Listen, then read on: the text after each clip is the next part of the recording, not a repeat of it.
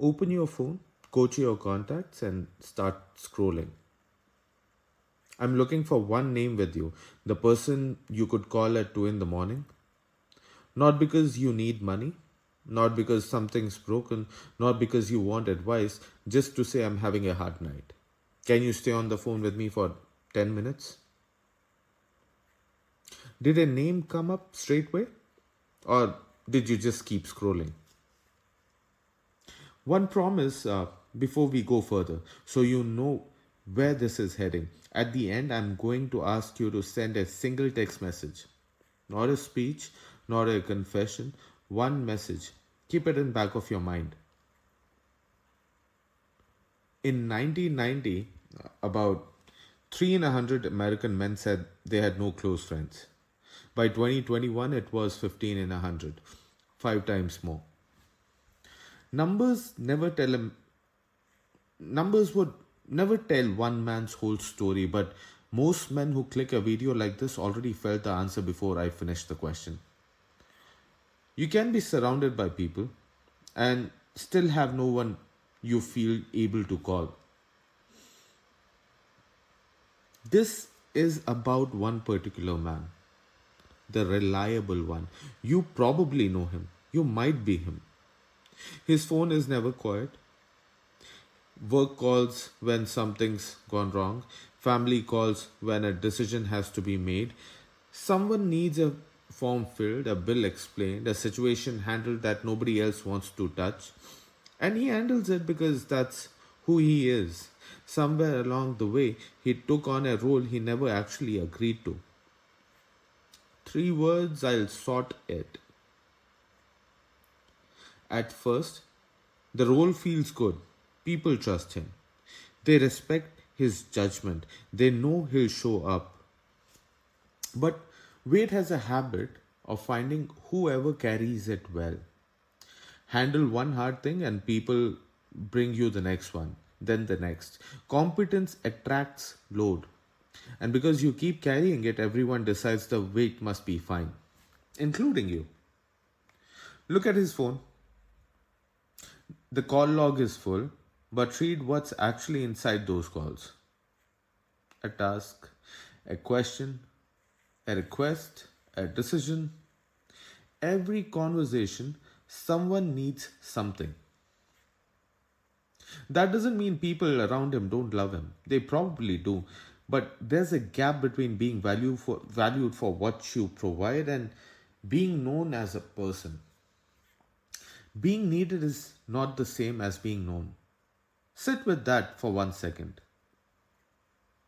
So, how does a dependable man end up unreachable? It's almost never one dramatic moment. It's four quiet steps. The first one is competence attracts load. Problems drift towards whoever looks most able to handle them. He becomes the organizer, the calm one, the one who knows the next move. And the reward for carrying weight well is more weight. Nobody plans to overload him. The system just learns he rarely says no. The second step, usefulness becomes identity. At some point, the thought quietly shifts from I'm someone who can solve problems to I'm worth something because I solve problems. Small change in words, huge change in life. Because once usefulness becomes identity, rest feels like slacking. Asking for help feels like exposure. Admitting you are unsure feels like letting everybody down. So he keeps performing steadiness long after he stopped feeling it. The third step, conversations become functional. The friendship that used to have time in them, pointless, wandering, no agenda, shrink into updates. Housework, busy. Family good, all good. We should catch up, definitely. Then 6 months pass, sometimes 2 years. Nobody argued, nobody ended it. The friendship just starved. of unscheduled time.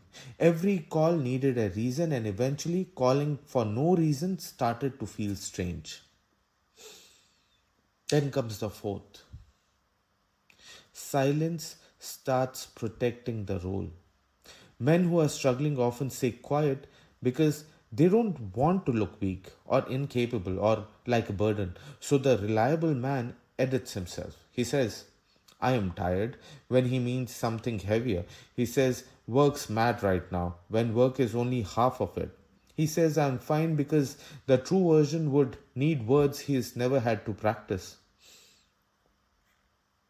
The silence guards his reputation and it quietly hollows out his relationships. People can't respond to what they never hear. Give it enough time, and the silence builds the exact belief that keeps him silent. No one would get it anyway. Now, the uncomfortable part. I'll say it plainly because you didn't click this to be flattered. Sometimes people didn't fail to ask. Sometimes you trained them to stop. Every time someone asked you how you were and you said fine, every time a friend went a little deeper and you steered it back to a safe ground, every time you turned something real into a joke, every time you went quiet until you had your act together again, you taught the people near you where your edge was and they learnt it. That's not blame. It matters for the opposite reason. It if you drew that line, you can move it. You don't have to tell everyone everything. No announcement. No emptying your whole life out tonight. One honest line to one person you trust. That's the entire job. So, the message I promised: when this ends, pick one man you trust or one you used to. Send him this. Nothing urgent. Realized we haven't properly spoken in ages. Got 10 minutes this week. No speech, no confession. You're not asking him to fix anything. You're opening a line that went quiet.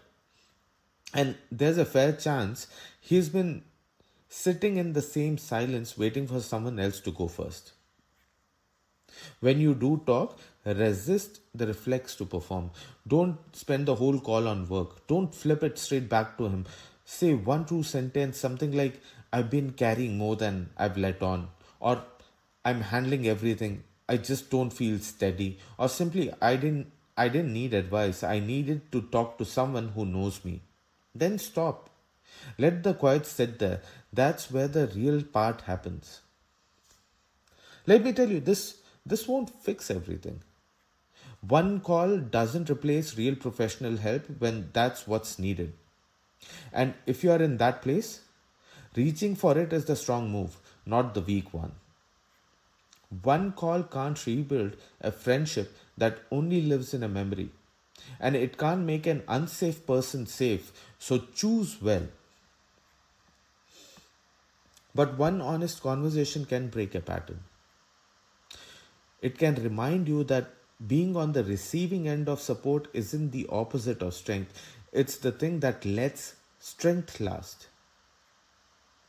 The man everyone depends on doesn't need to become less dependable. He needs one place where he isn't required to perform it. Somewhere he can turn up without an answer, without a plan, without being the strongest person in the room. You don't have to carry it alone. So before you go, one question and answer it honestly, just to yourself. When was the last time you had a conversation where you went responsible for holding the whole thing together? Don't give me names, just the truth. And within the next 24 hours, send the message. Now, next time, you keep calling yourself lazy. I don't think you're lazy. I think you're carrying too many unfinished things at once, and every one of them is quietly draining you.